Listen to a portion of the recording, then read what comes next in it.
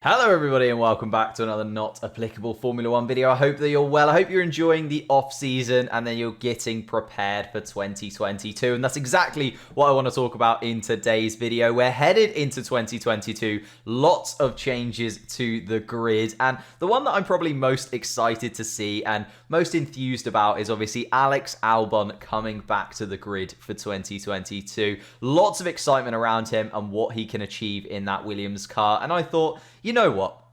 There's no one better to talk to than Mr. Tommo himself. So I've got Tommo on the channel today, and we're going to be talking about Williams in 2022, about Albon. And obviously, the first thing I want to ask you, mate, is moving into 2022, the new regulations, it's basically impossible to predict where Williams are going to be. So what are you expecting from Williams in 2022? Well, I mean, that's the thing, isn't it? It is the impossible guess. I mean, everyone who's doing their predictions now is a braver person than I am. But the thing is, obviously, Williams, all the teams have known about the new regs since...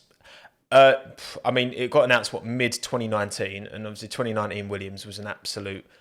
one of the worst F1 cars of all time, I think. They've got the facility, they've got the infrastructure at Williams to be successful. They've got the everything's there to be a top team.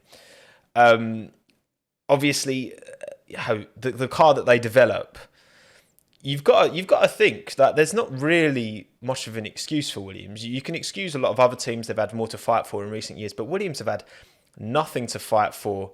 I mean, this year's been half decent, but other than that, they've had absolutely nothing to fight for. And I think they're going to be, I reckon, solid midfield. That's what I'm saying.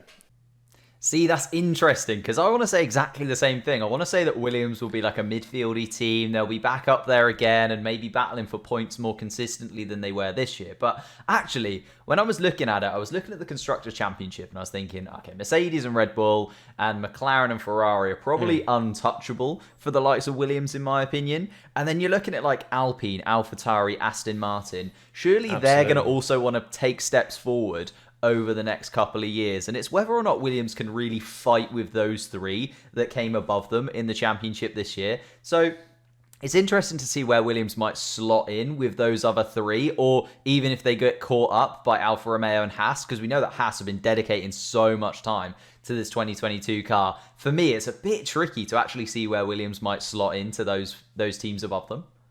Yeah, obviously that's the thing, there's the car element. So how strong is the car, that package going to be? And then you've got the drivers, and are they going to be able to extract the ceiling of that car? And obviously it's a fresh platform for every single driver. We've talked about, talk about Alex. Like, I think Alex has got no excuse, because you could argue that in the amount of the amount of testing he did for Red Bull and, replicating crashes and, on the simulator. Like, I mean, he's arguably, I don't know like how much time he's actually spent in the development of that 2022 Red Bull car, but I would imagine it's been quite a bit. So that's what I mean. There's little excuse there. It's going to be interesting as well because, even Latifi, such an unknown prospect, if you ask me, because he's only driven against Russell, well, he'd only driven against Kubica before Latifi, and you don't know where Kubica's pace is relative to his prime, which, was a long time ago with his injuries. So it's just like, we know Latifi relative to Russell, but we don't really have a measurement of Latifi either. We kind of know where Alex is. I mean, you look at, his 2019 season was fantastic. He did really well, but obviously then 2020 was a write-off. So Latifi and Albon have driven together before in the past in F2, and Albon destroyed Latifi.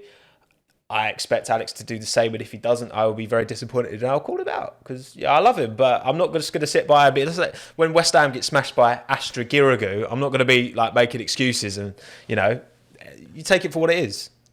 That's fair, actually. Okay, let's talk Albon then, because you've mentioned him there. Because I've sort of set myself three sort of targets for Albon, I guess. The first of which is beating Latifi. Like, he's got to come into Williams, beat Latifi, in my opinion.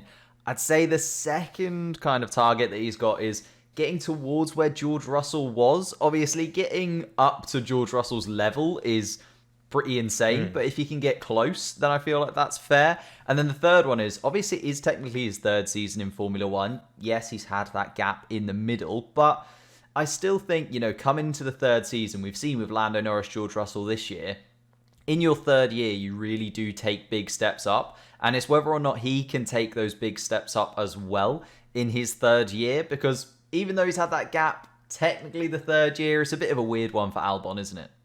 Yeah, absolutely. I mean, you've got to measure, you've got to look at if Alex is going to be considered, because again, you go through the junior ranks and, I was literally, yesterday I was listening to a really good podcast with Alex and Chris Medland, and they were talking about his kind of F2 and F3 as well when he was racing against George and Charles, and there were opportunities, there were times where he was ahead of both of them and it didn't quite work out, and he had his like collarbone accident, and George established a dominance in that F2 season, goes into Williams, wipes the floor with Kubica and Latifi, and I think if Alex, which you really, if you really analyse those junior careers coming through and look at 2019 as well, you got to think that he should be. And that's why, as much as, people just call me, oh, you're just Alex Stan, you're not about Gotifi. But it's just like, no, like if you actually look at everything, like he should be doing what George did to Latifi. I don't think Alex is at George's level, not at all. But he should be doing a very, George was putting 4 or 5 tenths on Latifi. Most qualifying sessions on average. Alex should be putting 2-3 tenths on him, as far as I'm concerned. Like, standard. Anything less than that, and I will be disappointed. I think that's where my expectations are. But like you say, it is very difficult to get that measurement because he's had that year out as well. Like he's still been doing a lot of stuff though. He's not just been sitting around, eating Cornish pasties and chilling. Like he's been doing stuff with Red Bull, a lot of sim work, which is going to be. That sim work, there's a reason Lewis started doing sim work now. He never used to, but he just like the importance of it. The way Max talks about simulator work, it is just to keep you sharp. He had his little stint in DTM, which went pretty well. He's kept himself busy. And again, this is the best time, I think, again, for someone like Valtteri coming in, for like Guan Yu Zhou as well. Like these drivers are all jumping into, everyone's got a new platform to start. And any previous car knowledge that, a driver like Gasly or Lewis or Max is going to carry over and has been at their advantage is all of a sudden gone. It's kind of level. And I think, I don't know if exposed is the best word, but we're going to see a lot of drivers who, in the past we might have considered top tier, maybe getting shown up a little bit, and vice versa, because you can't hide behind car knowledge anymore. So I think you make a great point. Like it's one of those things with 2022 coming in, isn't it? The fact that now we've got these brand new cars and we've got a new generation of driver coming through as well. I made a video about it a couple of weeks ago talking about, Lando Norris, George Russell, Charles Leclerc, all these drivers coming through that are now this next generation. They're going to be replacing Lewis Hamilton. They're going to be replacing Fernando Alonso, Sebastian Vettel eventually. Obviously, Kimi Räikkönen we've just seen go as well. It's tricky to sort of place where these drivers are going to be in 3 or 4 years' time. So, as well as asking you about Albon this season, I wanted to sort of see, where do you think Albon might be in those next few years? Does he have the minerals to replace a Lewis Hamilton at Mercedes and Alonso at Alpine? Look, I mean, there's definitely not enough evidence for me to say with any degree of confidence that Alex is any more of a, there's not been enough to suggest that he's like one of these generational talents. So again, you look at his junior career, he didn't do what Lewis did. He didn't do what Max did and just, win everything straight away and just have an easy route. Like he had a really tough route through the junior categories. You can argue that he's definitely now kind of, in terms of progression, like he took a long while to get used to cars. I think Alex has got the minerals, I do, to like challenge at the top. But I think a lot of drivers do. And again, it's all these factors. Because yes, there are drivers in Formula One who aren't there on merit. There's no question. But I would still say most of the drivers in F1 are there on merit. The majority, they are. There is a significant proportion of the best racing drivers in the world in F1, no doubt. Obviously, you can talk about how expensive it is to get into motorsport in the first place. A lot of people fall by the wayside. But of the people who have actually made it, they are the best. And Alex has got a lot to prove. We saw Pierre, drop back to a lower team, less expectation, less pressure, and thrived. since he went back to Toro Rosso now, AlphaTauri, he's been, for me, over that 2.5 years, for me, he's top 3 drivers on the grid in terms of that period of time. I've been so impressed with Pierre. But obviously part of that is the kind of Phoenix from the Ashes story that I love. I'm a sucker for that. So, yeah, I think it's a lot to ask of Alex. Where you've got drivers like, Max, Lewis, George, Lando, Charles. Carlos now, he's started to assert himself as like a real top driver.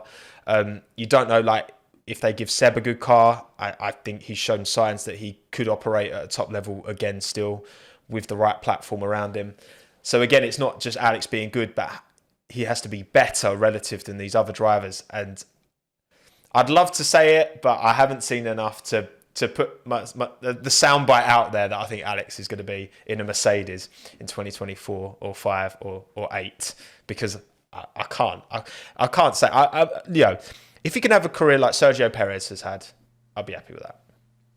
Okay, yeah, that's fair, I think. Because, Sergio Perez, obviously at Red Bull as well at the moment, and Alex Albon might be able to get himself back in a Red Bull seat. I feel like it's pretty tricky to place him, though, because obviously he's gone to Williams now. Williams being a Mercedes-powered team. He obviously, as I just said, has all of those Red Bull connections. So, sort of moving back to this year and thinking about Albon in a Williams, do you think it might be tough on him because he obviously has that contract with Red Bull, has worked with them forever, but now he's working with a Mercedes-powered team. So behind the scenes, I'd imagine there's a lot of stuff that Mercedes don't want him to know, Red Bull don't want him to know, but Williams want to get the absolute best out of him. It was a weird one, wasn't it? Because, I remember when it was announced, it might have even been in 2020 or early 21, when I remember them saying about how Williams was stepping up their relationship with Mercedes to be even closer from 2022 onwards. So then to have a Red Bull driver in a Williams seat, I'm pretty sure Mercedes wanted Nick de Vries in that seat, but Williams, as far as they've said, they made the conscious decision to be like, no, we want Albon. They've seen potential in him that I think he could potentially realise there for sure. It's a weird one, isn't it? It's like, does that make you question? That's the thing. Because without that announcement of the increased technical partnership, I think, okay, maybe Williams are looking ahead. Maybe, could they, if Porsche come in, Audi, whatever, in 2026, like, are they lining up a shift? Are they lining up, Red Bull are going to be managing their powertrain, but Honda is still going to be a big part of it. So is there something in the works there? But then that counteracts the whole statement around them and Mercedes. So it is a weird one, isn't it? Because it's like how much does the driver actually have to know about the details beyond, how the power delivery comes out. The engine, that's one facet. I don't know. I don't feel like there's too much that Alex could pass on that's like just... Because ultimately, like, the Mercedes cars are built around the Mercedes engine. The Ferrari cars built around the Ferrari engine. Williams are a customer team. So much of that is going to be like, obviously if Alex had gone to Mercedes, then it's like, whoa, everything's out on display. You know what I mean? But like, he's gone to Williams, and I feel like, I don't know, I feel like they wouldn't have, that deal wouldn't have happened. Because I think Williams, this is a huge opportunity. And for them to go for a driver where they couldn't extract the maximum amount of them, like, Williams are an institution. The Rilton have invested heavy in it. They've got Jos Capito in, who knows what he's doing. They've got the Latifi money continuing to back the team, and maybe he'll, make a big step up next year. I really hope so, because I hope he just won't be relegated as a pay driver for the rest of his career. Which, you look at someone like Sergio Perez when he came into the sport, he was a pay driver, but you don't think of him like that now. So maybe Latifi will do the same. But I would like to think, from Williams' point of view, that again, they wouldn't, because it's in their best interest that they get the best out of Alex Albon and he gets the best out of himself. So I would be surprised if it makes... Yeah, but it was a weird one, wasn't it? I didn't see that one coming at all. I'm not going to lie. There we have it, ladies and gentlemen. My talk with Tommo. Everything Williams in 2022. Of course, Alex Albon and his career in the future as well, where he stands in Formula One. But first of all, I just have to say, what a gent Tommo was to work with. He was just so helpful in every single way possible. And Couldn't have asked for a better collaboration. If by any chance you've managed to find my channel before you found his channel, I'll leave links to his stuff in the description down below. If you are new to the channel, leave a like, subscribe. More and more Formula One content coming out in 2022 for you guys. Thank you so much for watching. I will see you next time.